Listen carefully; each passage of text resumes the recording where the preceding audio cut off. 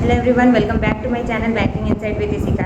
तो आज मैं आप लोगों के साथ शेयर करने जा रही हूँ अपनी मेंस की स्ट्रैटेजी, किस तरीके से मैंने 2024 में 2 पीओ मेंस के एग्ज़ाम फर्स्ट अटेम्प्ट में ही क्लियर किए हैं। RRB PO mains and IBPS PO mains मैंने दोनों ही अपने फर्स्ट अटेम्प्ट में क्लियर किए हैं। तो आज मैं बताऊँगी कि मेरी स्ट्रैटेजी क्या थी, स्ट्रैटेजी को फॉलो किया था और किस तरीके से फर्स्ट अटेम्प्ट में ही मैंने अपने दोनों मेंस को क्लियर किया है। सबसे पहले मैं बता दूँ कि जो मेंस का डर है ये अपने मन से निकालना होगा। जब मैंने भी प्रिपरेशन स्टार्ट की थी तब मुझे भी कई लोगों ने बोला था कि मेंस बहुत ज़्यादा हार्ड होता है, मेंस निकालना इतना आसान नहीं है, प्रीलिम्स निकल जाता है बट मेंस नहीं। बट मैंने जो एग्ज़ाम देने के बाद रियलाइज़ किया कि एक्चुअली मेंस जो है वो रियली हार्ड है। अगर एग्ज़ाम क्रैक करने की बात है तो प्रीलिम्स में आपकी स्पीड, एक्यूरेसी सब चेक होती है, लेकिन मेंस में जो है वो आपके कई पैरामीटर्स को चेक करते हैं। जैसे कि मैंने जो स्ट्रैटेजी अपनाई थी, मैंने स्टार्टिंग से ही बेसिक से ही पढ़ा था। मैं अगर मैथ्स की बात करूँ, मैथ्स में मैंने अरुण सर को फॉलो किया था और अरुण सर स्टार्टिंग से ही ये बात बोलते थे कि मैथ्स में बेसिक्स जानना आपको बहुत ज़्यादा ज़रूरत है, क्योंकि प्रीलिम्स में आप शॉर्टकट से निकाल सकते हो बट मेंस में आपको बेसिक आना ही चाहिए। अगर सपोज़ कीजिए कि आपका शॉर्टकट से नहीं निकल रहा है और मेंस में ऐसे ही क्वेश्चंस आते हैं जो आपको बेसिक नॉलेज आपकी चेक करेंगे वो, और इतना ज़्यादा मतलब पजल्स भी हार्ड लेवल पे आता है कि आप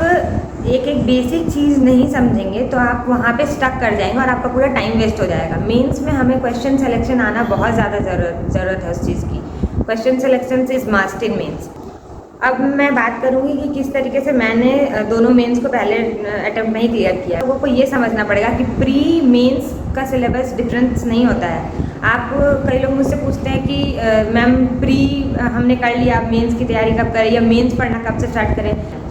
सिलेबस सेम है बट लेवल का डिफरेंस आता है वहाँ पे, ठीक है। प्री में आप जो पढ़ते हैं same chapter same syllabus mains में होता है, बट वहाँ पे क्या है, वहाँ पे बस लेवल की डिफरेंस आती है।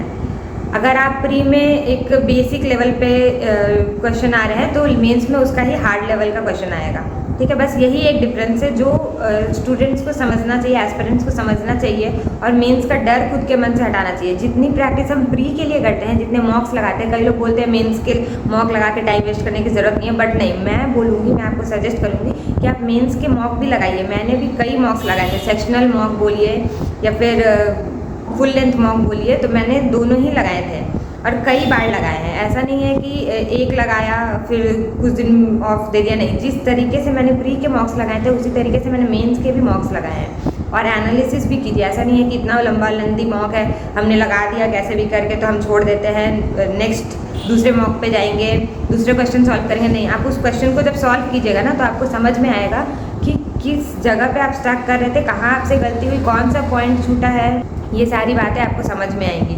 इसलिए मॉक्स देना भी बहुत ज़रूरी है मेंस में। मेंस जो होता है वो 3.5 लगभग 2.5 से 3 या 3-3.5 घंटे का होता है। तो फिर आपको उस पूरे टाइम पे खुद पे काम रखना है, कूल डाउन रहना है। ऐसा नहीं है कि एक अगर क्वेश्चन सॉल्व नहीं हो रहा है तो मैं उसी को लेके पढ़ी रहूँ, वो टोटली आपका टाइम वेस्ट कर देगा। आप तुरंत मूव ऑन कीजिए। अगर वो नहीं बन रहा है आप उसको छोड़ के मूव ऑन कीजिए। मेरे जिस वजह से दोनों मेंस क्लियर हुए हैं वो करंट अफेयर्स मैंने जीके जीएस और इंग्लिश ही है, क्योंकि आईबीपीएस पीओ मेंस, आरआरबी उतना ज़्यादा हार्ड नहीं होता। आईबीपीएस पीओ मेंस जो होता है वो सच में डिफ़िकल्ट होता है। तो वहाँ पे अगर रीजनिंग, सपोज कीजिए रीजनिंग और मैथ्स के क्वेश्चंस डिफिकल्ट लेवल पे आ गए तो फिर आप वहाँ स्टक कर जाएंगे। बट इंग्लिश और जीके जीएस जो है वो मतलब आप देख के पढ़ के आपको कुछ सॉल्व नहीं करना होता, आप उसको कर देते, टिक कर देते हैं, आंसर आपको आनी चाहिए, तो वहाँ पे एक्यूरेसी भी गिरने की कम चांसेस रहती है।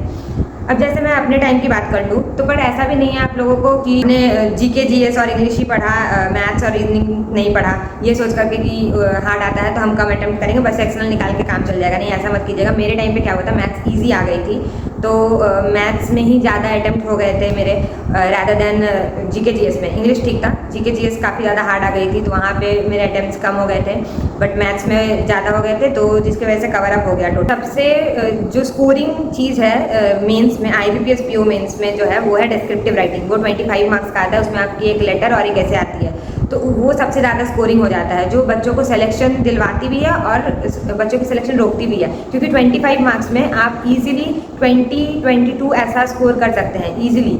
मतलब अगर आप अच्छे स्ट्रैटेजी के साथ डिस्क्रिप्टिव प्रैक्टिस किया होगा ना आपने, तो आप इजीली 2022 स्कोर कर सकते हैं। वो ज़्यादा हार्ड नहीं होता है। आपको वो इंग्लिश की प्रिपरेशन जब आप करोगे ना, तभी उसके साथ ही साथ डिस्क्रिप्टिव की प्रैक्टिस भी करते रहना, ताकि आपको अलग से डिस्क्रिप्टिव की कोई प्रैक्टिस ना करनी पड़े। मैं अलग से वीडियो भी बना दूँगी डिस्क्रिप्टिव के रिगार्डिंग, कई लोग मुझसे पूछ भी रहे थे। सो यही थी मेरी मेंस की स्ट्रैटेजी, किस तरीके से मैंने मेंस के लिए प्रिपेयर किया था। और all the best to all the aspirants. I hope आप सबका मेंस क्लियर हो। सो अगर कोई भी डाउट हो मेंस स्ट्रैटेजी के regarding, then you can comment down. Thank you.